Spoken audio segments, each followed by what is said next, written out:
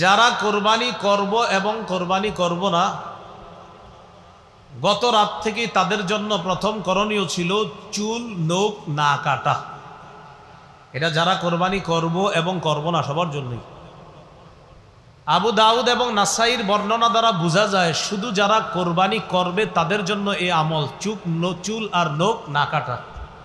তো নাসাইর আরেকটা বর্ণনা দ্বারা বোঝা যায় যারা কোরবানি করবে না তারাও চুল নখ কাটবে না। তো প্রথম কথা, যারা কোরবানি করবে তারা এই 10 দিন কোরবানির আগ পর্যন্ত চুল নখ কাটবে না। তিরমিজির বর্ণনা 1523 নম্বর হাদিস। এই হাদিসের মধ্যে রাসূলুল্লাহ সাল্লাল্লাহু আলাইহি সাল্লাম বলেন, মান রাআ হিলালা যিল হিজ্জাহ ওয়া আরাদা আন ইউদহিয়া ফালা ইয়াখুযান্না মিন শা'রিহি ওয়া আযফারিহি। যে ব্যক্তি জিলহজ মাসের চাঁদ দেখবে এবং সে যদি কোরবানি দেওয়ার ইচ্ছা করে, সে যেন তার চুল নখ না কাটে, এইগুলা সে যেন না কাটে। হাদিস থেকে কি বুঝলাম? যে কোরবানি দিবে সে চুল কাটবে না, নখ কাটবে না। নাসাইর বর্ণনা, সহিহ মুসলিমেরও বর্ণনা 1977 নম্বর হাদিস। আমাদের মাদ্রাসার পাঠ্যপুস্তক অনুসারে মোট হাদিস সংখ্যা হবে 3033টা মুসলিমের। এই হাদিসে রাসূলুল্লাহ সাল্লাল্লাহু আলাইহি সাল্লাম বলেন, ইযা রাআইতুম হিলালা যিল হিজ্জাহ ওয়া আরাদা আহাদুকুম আন ইউদহিয়া ফালইউমসিক আন শা'রিহি ওয়া আযফারিহি। রাসূলুল্লাহ সাল্লাল্লাহু আলাইহি সাল্লাম বলেন, তোমরা যখন জিলহজের চাঁদ দেখবা, তোমাদের কেউ যখন কোরবানির ইচ্ছা করে আর জিলহজের চাঁদ দেখে, সে যেন চুল নখ কাটা থেকে বিরত থাকে। তিরমিজি আর মুসলিমের হাদিস থেকে বুঝলাম যারা কোরবানি দিবে তারা চুল কাটবে না, নখ কাটবে না। নাসাইর অন্য বর্ণনা দ্বারা বোঝা যায়, এক সাহাবী রাসূলুল্লাহ সাল্লাল্লাহু আলাইহি সাল্লামকে বললেন, হুজুর আমার তো এমন একটা প্রাণী আছে, এই প্রাণীর এই অবস্থা, আমারও কি কোরবানি দেওয়া লাগবে? তো নবীজি তার হালাত ছুঁই না বললেন, না না, তোমার কোরবানি দেওয়া লাগবে না।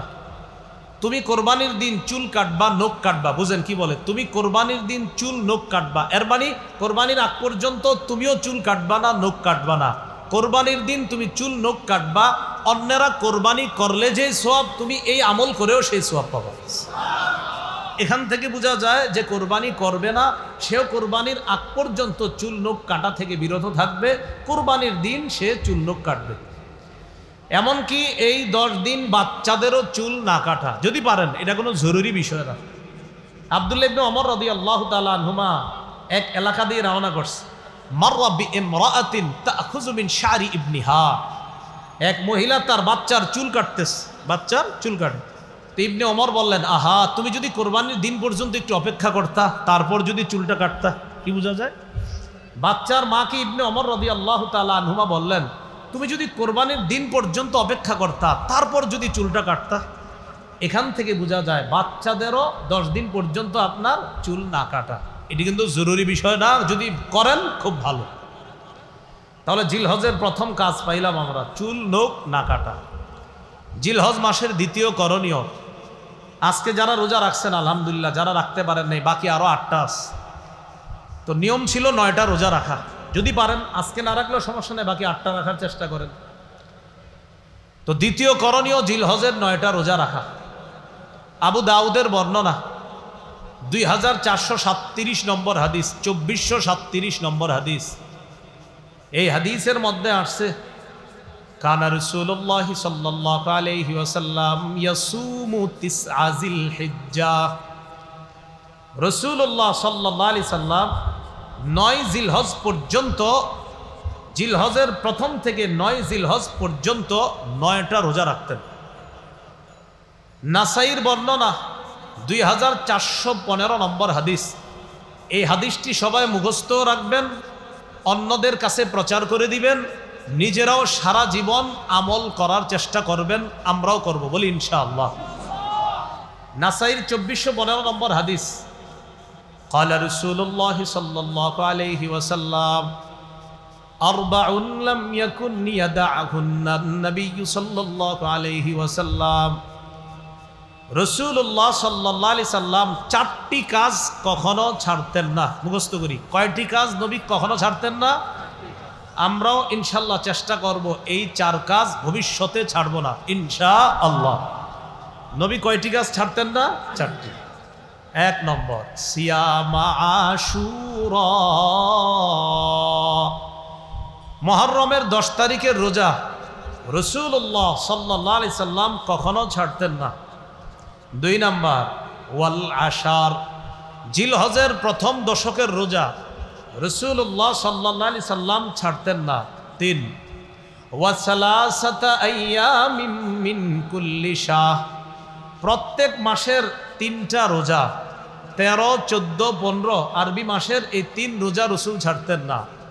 4 নাম্বার, ওয়া রাকাআতাইনি ক্বাবলাল গাদাত, ফজরের নামাজের আগের 2 রাকাত সুন্নত রাসূল সাল্লাল্লাহু আলাইহি সাল্লাম কখনো ছাড়তেন না।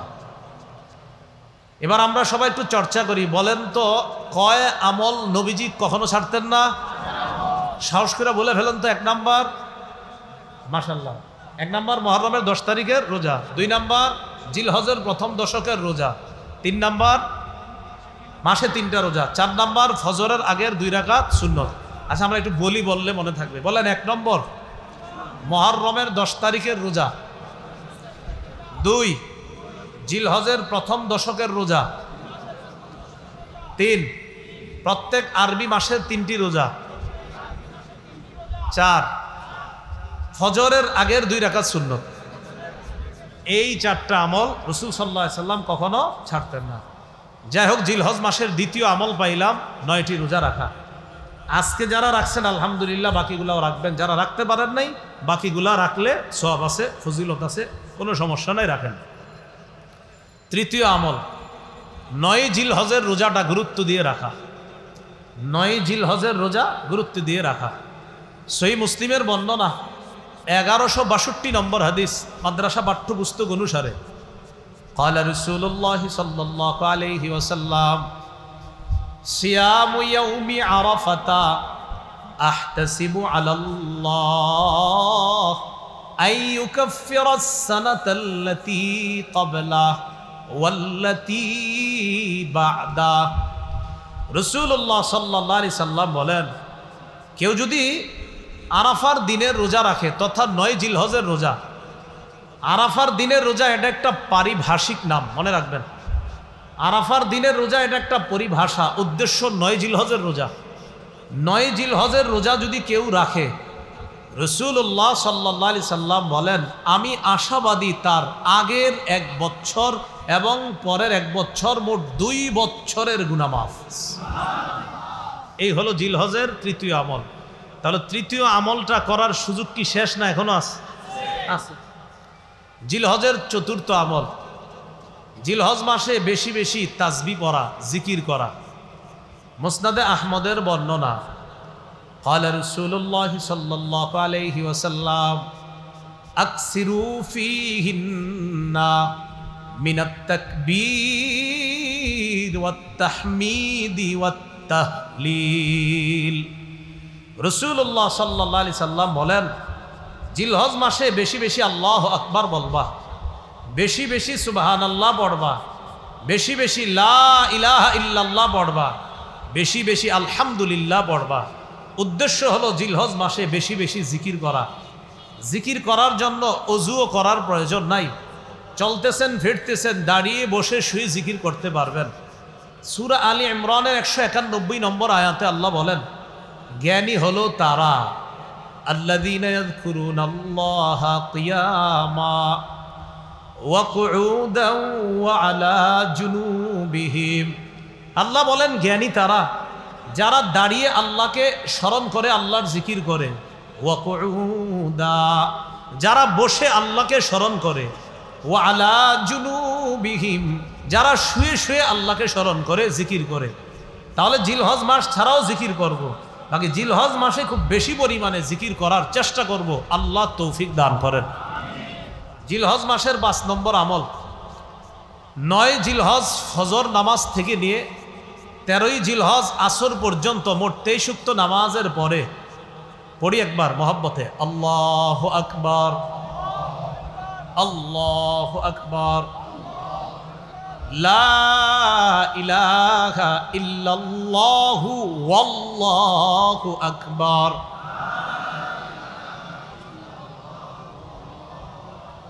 আল্লাহু আকবার। কি বলছি বুঝে আসছে? লা ইলাহা ইল্লাল্লাহু ওয়াল্লাহু আকবার, আল্লাহু আকবার ওয়ালিল্লাহিল হামদ।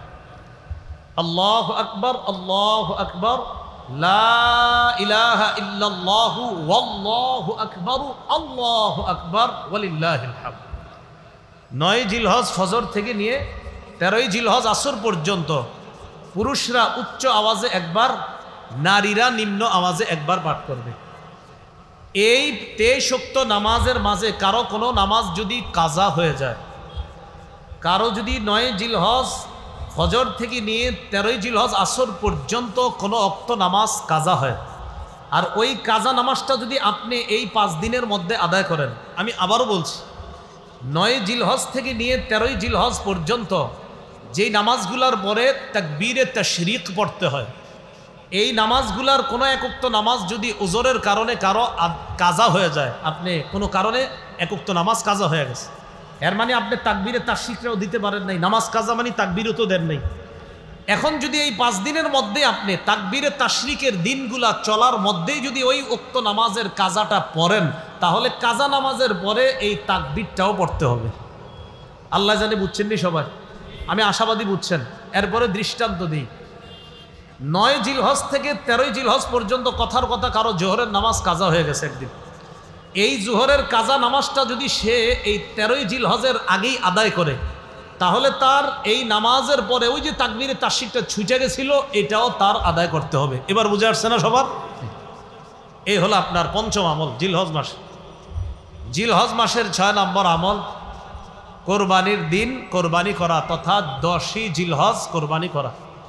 10ই জিলহজ নফল এবাদতের মধ্যে তথা ফরজ এবাদতের পরে, ফরজ এই জায়গায় নফল মানে উদ্দেশ্য আবার কোরবানি নফল এমন না, ফরজ এবাদতের পরে 10ই জিলহজ রক্ত প্রবাহিত করা আল্লাহর কাছে সবচাইতে শ্রেষ্ঠ এবাদত।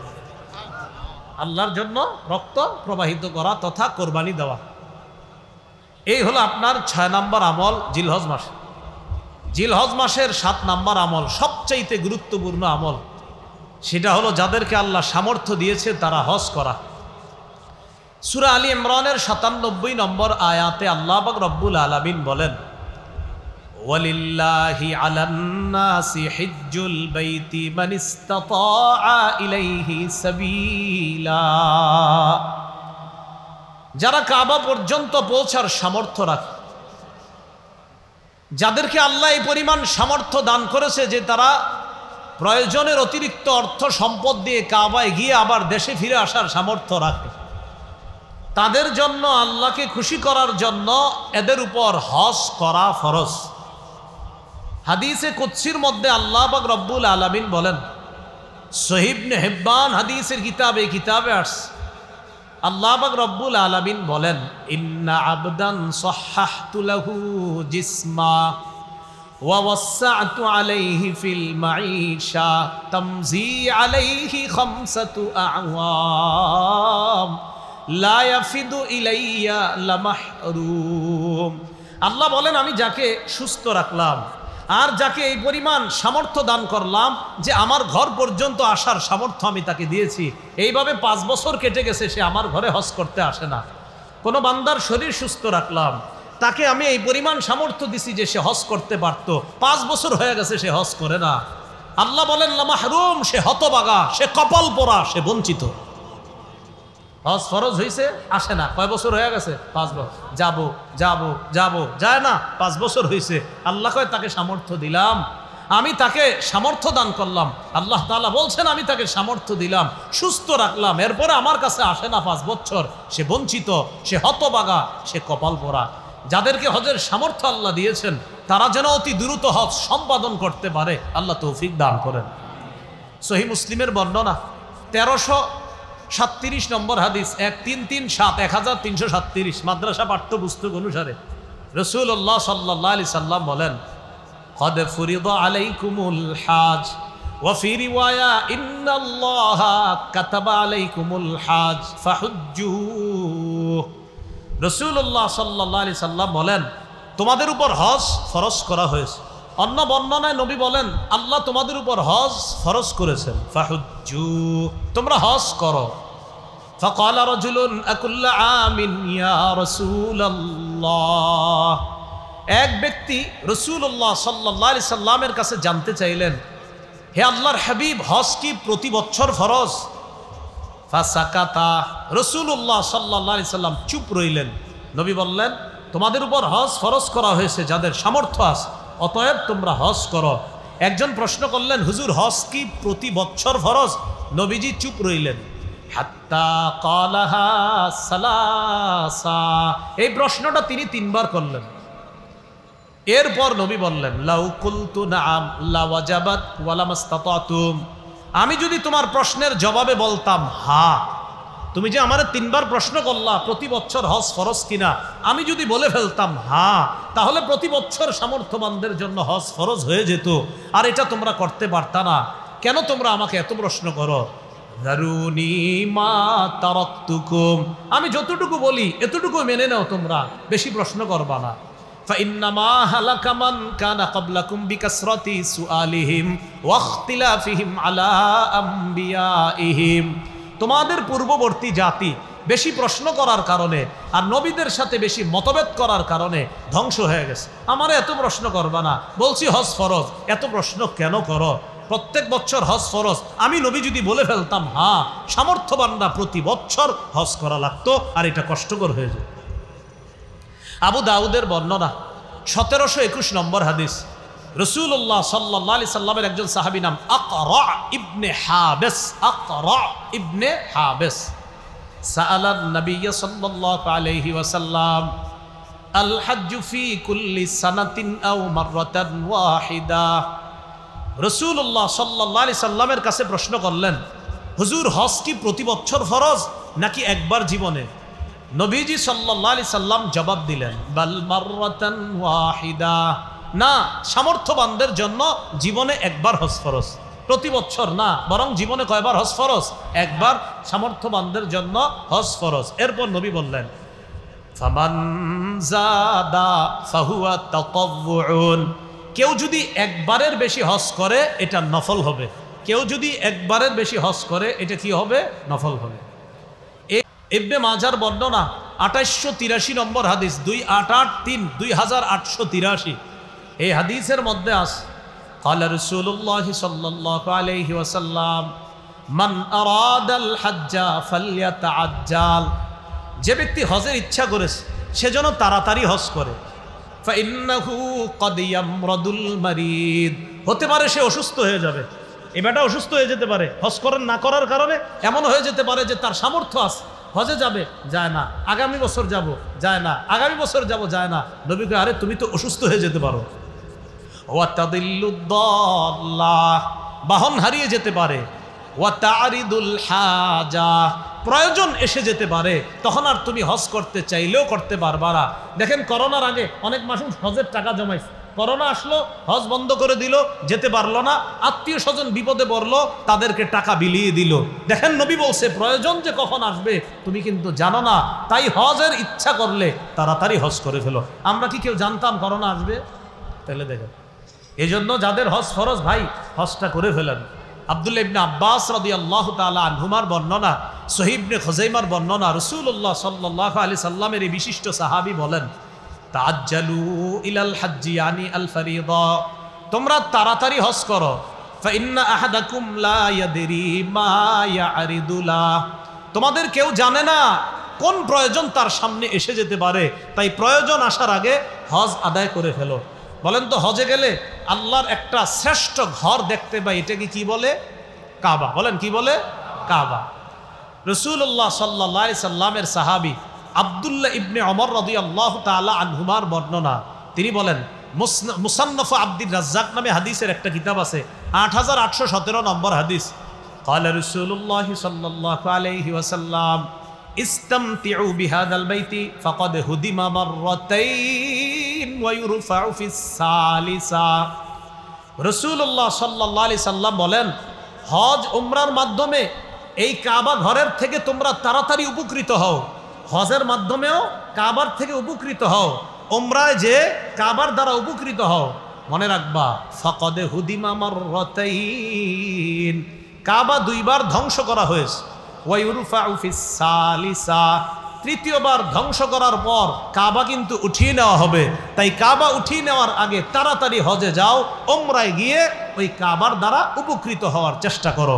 আল্লাহ আমাদের সকলকে, যাদের হজের তৌফিক হয়েছে এখনো যাইতেছি না, আমরা হজের সামর্থ্য আছে যাইতেছি না, আল্লাহ দ্রুত হজ করার তৌফিক দান করেন। ওমর ইবনুল খাত্তাব রাদিয়াল্লাহু তাআলা আনহুর বর্ণনা, তাফসির ইবনে কাসিরের মধ্যে মুহাম্মদ ইবনে কাসির রাহমাতুল্লাহি আলাইহি এই বর্ণনাটা আনছেন।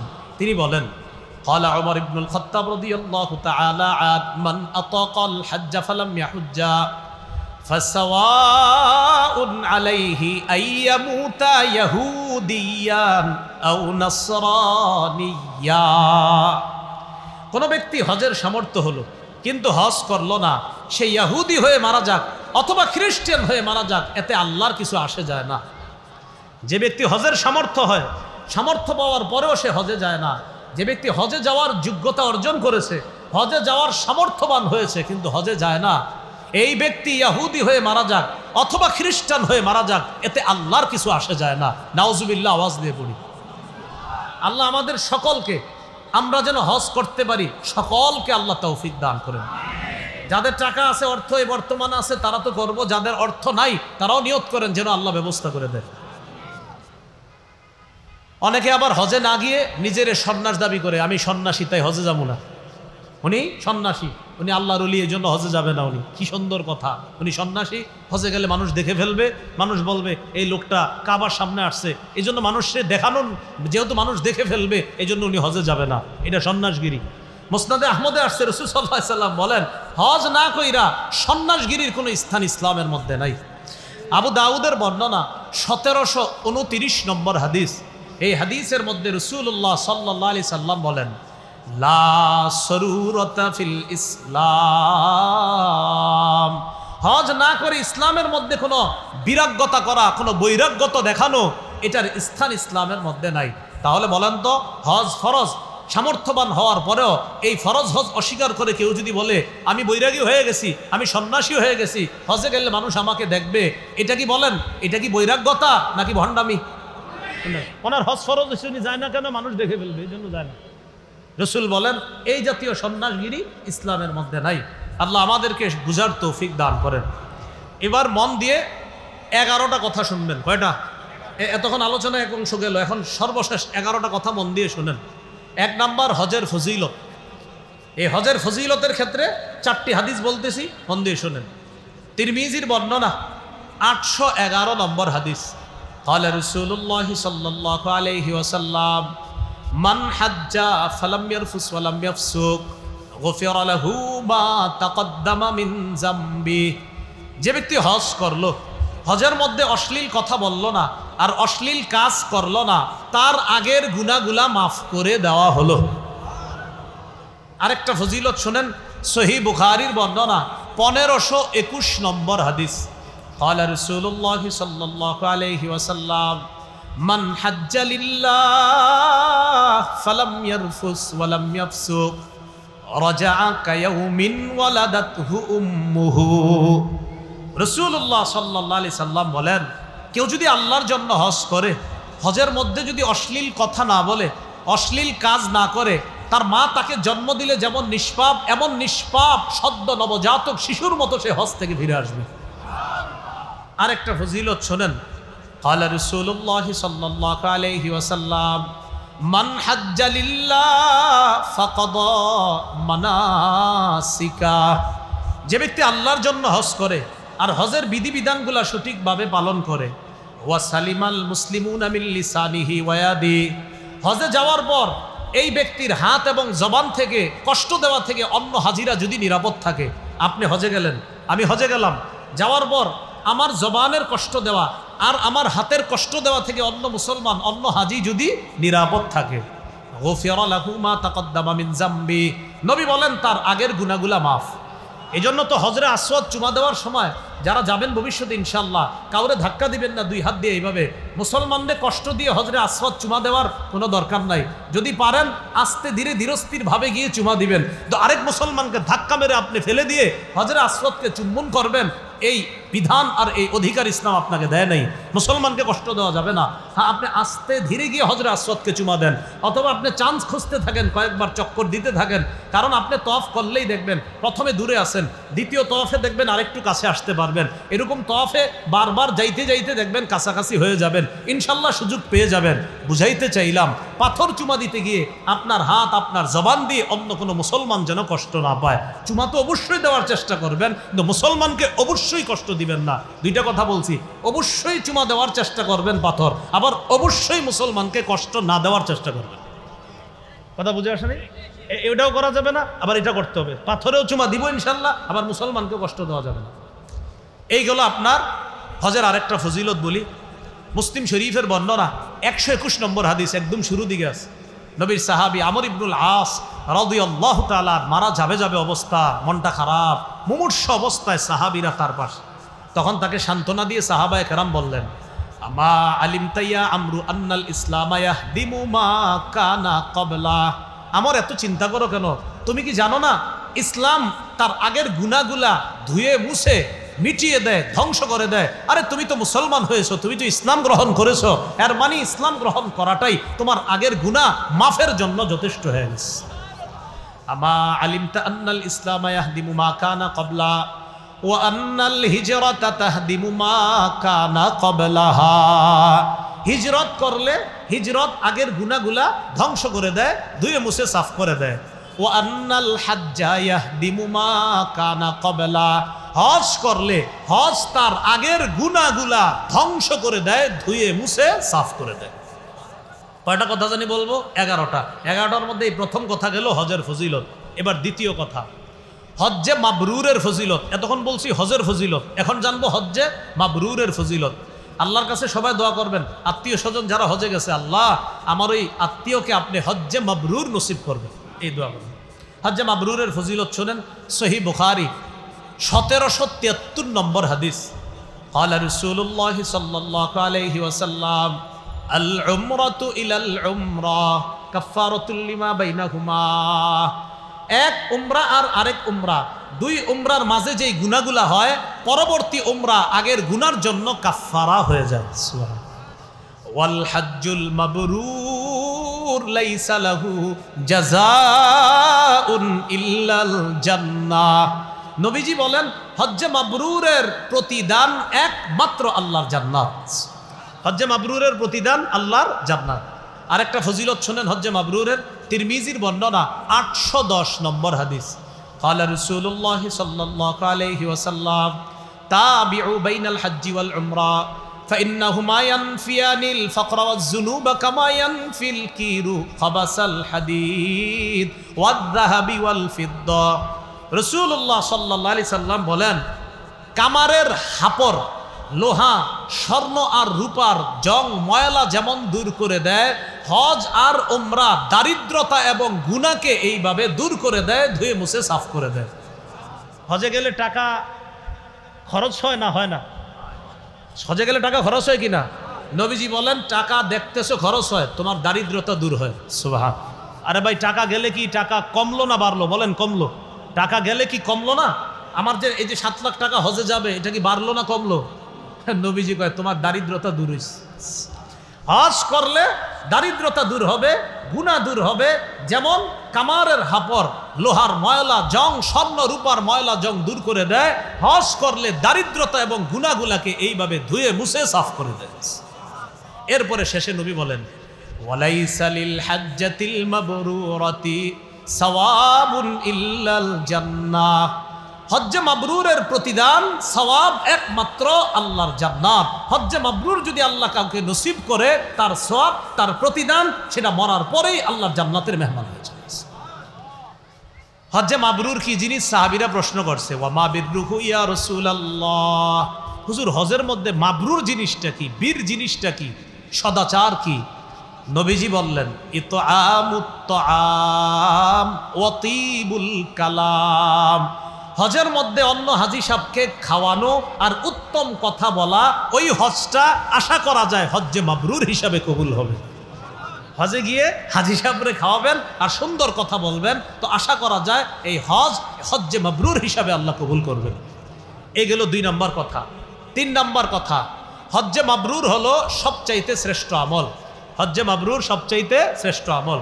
সহিহ বুখারীর বর্ণনা 26 নম্বর হাদিস, সুইলা রাসূলুল্লাহ সাল্লাল্লাহু আলাইহি ওয়াসাল্লাম আইয়ুল আমালি আফজালু ইয়া রাসূলুল্লাহ। রাসূলুল্লাহ সাল্লাল্লাহু আলাইহি সাল্লামকে প্রশ্ন করা হলো কোন আমল সবচাইতে শ্রেষ্ঠ? নবীজি বললেন ঈমানুন বিল্লাহি ওয়া রাসূলিহি, আল্লাহর প্রতি ঈমান আনা, রাসূলের প্রতি ঈমান আনা সবচাইতে শ্রেষ্ঠ আমল। কিলা সুম্মা মাযা, এরপর কোনটা?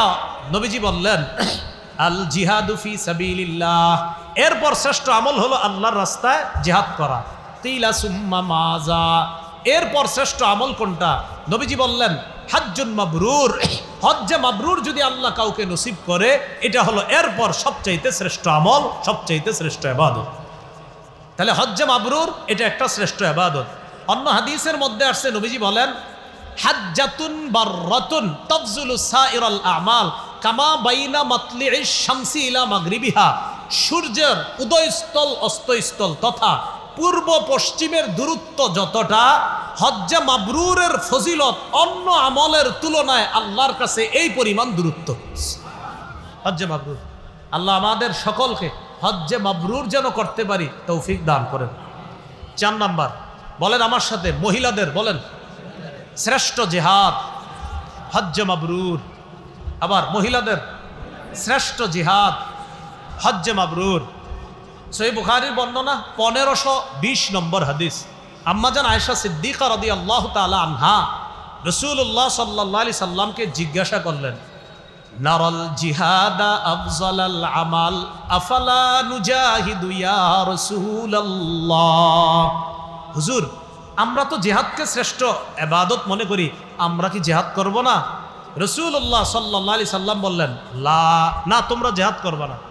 নবীজি বললেন তোমরা জিহাদ করবা না, নারীরা জিহাদ করবা না। ওয়ালাকিন্না আফজালাল জিহাদ আল হাজ্জু ওয়াল উমরা, তোমরা নারীরা যারা, তোমাদের শ্রেষ্ঠ জিহাদ হলো হজ করা, উমরা করা। হজ্জুন মাবরুর, হজ্জে মাবরুর যদি তোমাদের নারীদেরকে আল্লাহ নসিব করে, এই হজ্জে মাবরুর করাটাই তোমাদের জন্য শ্রেষ্ঠ জিহাদ। তাহলে নারীদের জন্য শ্রেষ্ঠ জিহাদ কি করা? হজ্জে মাবরুর।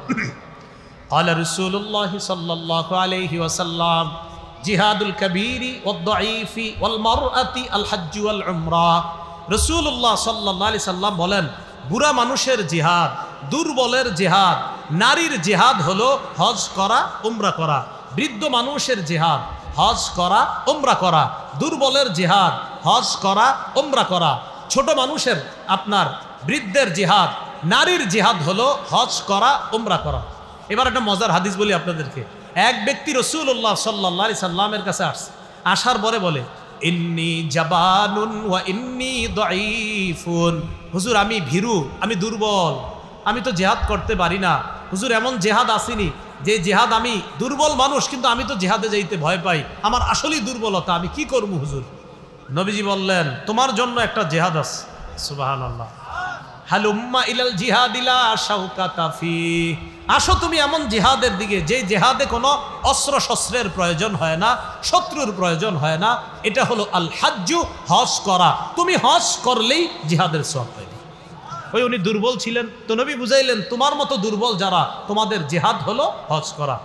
এইগুলো আজকের আমার শেষ দিকের যে 11টা কথা বলবো, এর 4 নাম্বার কথা, নারীদের জিহাদ, দুর্বলের জিহাদ এবং বৃদ্ধ মানুষের জিহাদ, হজ করা, উমরা করা। আল্লাহ আমাদের সকলকে কথাগুলো বুঝার তৌফিক দান করেন। যাদের বৃদ্ধ বাবা আছে, দেখেন না যদি শক্তি সামর্থ্য থাকে হজ করাইতে পারেন কিনা, আল্লাহ তৌফিক দান করেন। 5 নাম্বার কথা একটু বলেন আমার সাথে, হাজী সাহেব, উমরা আদায়কারীগণ, তাদের দোয়া আল্লাহ কবুল করেন। ইবনে মাজার বর্ণনা 2892, 2893 এই 2 হাদিসের মধ্যে আছে। قال رسول الله صلى الله عليه وسلم الحجاج والعمار وفد الله আরেক বর্ণনায় আল গাজী ওয়াল হাজ ওয়াল মুতামির ওয়াফদুল্লাহ আরেক বর্ণনায় ওয়াফদুল্লাহি সালাসা আল গাজী ওয়াল হাজ ওয়াল মুতামির। রাসূলুল্লাহ সাল্লাল্লাহু আলাইহি সাল্লাম বলেন তিন ব্যক্তি আল্লাহর প্রতিনিধি। বলেন কয় ব্যক্তি আল্লাহর প্রতিনিধি? আবার কয় ব্যক্তি আল্লাহর প্রতিনিধি? বলেন এক মুজাহিদ, দুই হাজি সাহেব, তিন উমরা আদায়কারী। নবীজি বলেন ইনিস্তাগফারুহু গফারা লাহুম, তারা আল্লাহর কাছে ক্ষমা চাইলেই আল্লাহ মাফ করে দেন। পরের বর্ণনায় নবী বলেন দাআহুম ফাআজাবু, দেখেন কি বলে, আল্লাহ তাদেরকে ডেকেছে তারা সাড়া দিয়েছে। সাআলুহু ফাআতাহুম, তারা আল্লাহর কাছে চেয়েছে আল্লাহ তাদেরকে দিয়েছে। এবার দেখেন আল্লাহ ডেকেছে তারা গিয়েছে, তারা চেয়েছে আল্লাহ দিয়েছে। আবার বলি আমি, দাআহুম ফাআজাবুহু সাআলুহু ফাআতাহুম, আল্লাহ হাজী সাহেবদেরকে ডেকেছে, তারা আল্লাহর ডাকে সাড়া দিয়েছে, এবার তারা আল্লাহর কাছে চেয়েছে আল্লাহ তাদেরকে দিয়েছে। তাহলে আবার সুন্দর মতো বলি, দেখেন আল্লাহ তাদেরকে ডেকেছে তারা সাড়া দিয়েছে, এবার তারা ডেকেছে আল্লাহ সাড়া দিয়েছে। হাজী সাহেব তো হাজী সাহেব উমরা আদায়কারীগণ আল্লাহর কাছে দোয়া করে, যা বলে তাই দিয়ে দেয়। 6 নাম্বার, হাজী সাহেবরও আল্লাহ মাফ করে দেয়। হাজী সাহেব আমাদের জন্য যদি আল্লাহর কাছে বলে আল্লাহ তাদেরকেও আপনি মাফ করেন, তো আল্লাহ তাদেরকেও মাফ করে দেন।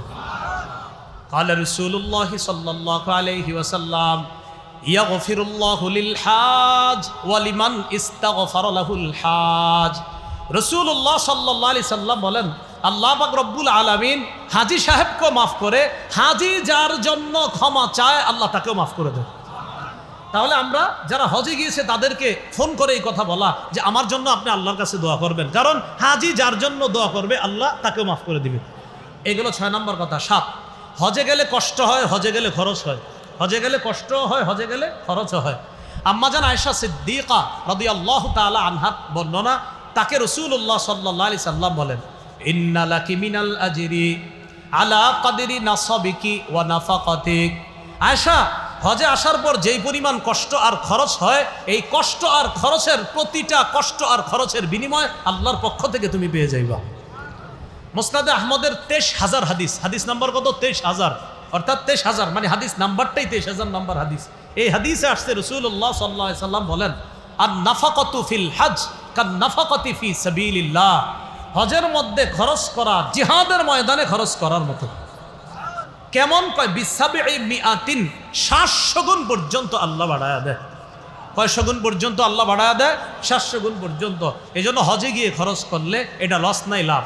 8 নাম্বার কথা, হজে যাওয়ার সময় যদি কেউ মারা যায় কিয়ামত পর্যন্ত তার আমলনামায় হাজী সাহেবের সওয়াব লেখা হবে। قال رسول الله صلى الله عليه وسلم من خرج حاجا فمات كتب له اجر الحاج الى يوم القيامه। যে ব্যক্তি হজের উদ্দেশ্যে বের হয় আর যদি সে মারা যায় কিয়ামত পর্যন্ত তার আমলনামায় হাজী সাহেবের সওয়াব লিপিবদ্ধ করা হবে। ওয়ামান খারাজা মুতামিরান ফামাতা কুতিবা লাহু আজরুল মুতামিরি ইলা ইয়াউমিল কিয়ামা। যে ব্যক্তি উমরার উদ্দেশ্যে বের হয় সে যদি মারা যায় কিয়ামত পর্যন্ত তার আমলনামায় উমরা আদায়কারীর সওয়াব তার আমলনামায়ও লিপিবদ্ধ চলতে থাকবে কিয়ামত পর্যন্ত। ওয়ামান খারাজা গাজিয়ান ফামাতা কুতিবা লাহু আজরুল গাজি ইলা ইয়াউমিল কিয়ামা। কেউ যদি জিহাদের উদ্দেশ্যে ঘর থেকে বের হয় আর যদি সে মারা যায় কিয়ামত পর্যন্ত মুজাহিদের সওয়াব তার আমলনামায় লিপিবদ্ধ চলতে থাকবে। একটা মজার হাদিস আপনাদেরকে শোনাই। রসুলের সব হাদিসই তো মজার। রসুল সাল্লাল্লাহু আলাইহি ওয়াসাল্লামের সব হাদিসই কি মজার, মাঝে মাঝে মজার বলি মানে এটা বেশি মজা। সহিহ বুখারীর 1266 1267। আরাফার ময়দানে নবীর পাশে এক সাহাবী। কোন জায়গায়? আরাফার ময়দানে। তো ওই জায়গায় এক সাহাবী নবীর পাশে। বাইনামা রাজুলুন ওয়াকিফুন মা রাসূলিল্লাহি সাল্লাল্লাহু আলাইহি ওয়াসাল্লাম বিআরাফা। এক ব্যক্তি আরাফার ময়দানে নবীর পাশে। ইদ ওয়াকাআ আন রাহিলাতি, লোকটা তার বাহন থেকে নিচে পড়ে ফাকসাতহু, ঘাড় মচকে লোকটা মারা গেছে। আমি আবার বলছি, আরাফার ময়দানে নবীর পাশে এক ব্যক্তি তার বাহন থেকে পড়ে গিয়ে ঘাড় মচকে মারা গেছে। মারা যাওয়ার পর এখন কি হবে? গোসল হবে, কাফন হবে।